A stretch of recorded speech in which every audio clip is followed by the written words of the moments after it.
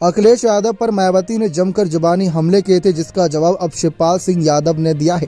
जी हां, चाचा शिवपाल ने अखिलेश का बचाव करते हुए मायावती पर ही बड़ा हमला बोला।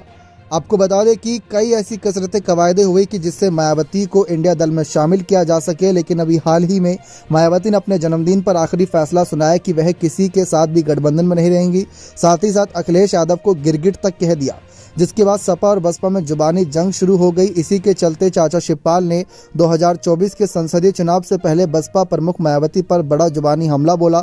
उन्होंने कहा कि पिछले लोकसभा में सपा से गठबंधन कर बसपा को 10 सीटें मिल गई थी। सपा से अलग होने के बाद विधानसभा में केवल 1 सीट पर बसपा सिमट गई। मायावती दलितों को लूट कर दौलत की बेटी बन गई हैं, ये किसी से छुपा नहीं है। यानी कि ये आरोप लगाया चाचा शिवपाल ने कि मायावती ने दलितों को लूटा है। दूसरी तरफ मायावती ने अखिलेश को दलित विरोधी कहा था।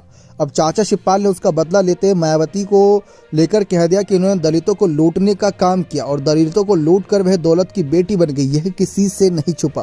क्या आप भी इस बात पर सहमति जताते हैं? क्योंकि ये बड़ा आरोप लगा है चाचा शिवपाल पर।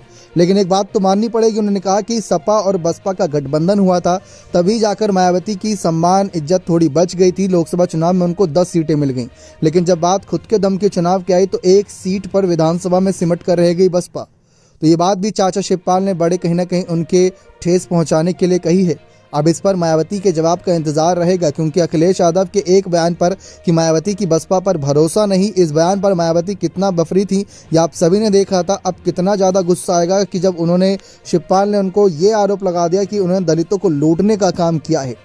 अब देखना दिलचस्प रहेगा कि सपा बसपा की इस जंग का अंत कहां होता है, क्योंकि बसपा का तो साफ है कि अब वे इंडिया दल के साथ आने से रही। तो ऐसे में सपा और तमाम विपक्षी पार्टियां उनको हराने का भी कहीं ना कहीं अब मन ही मन प्लान बना ही रही होगी, क्योंकि भाजपा को तो हराना ही उत्तर प्रदेश में 10 सीटों वाली बसपा को भी हराने के लिए अब रणनीति बनानी पड़ेगी।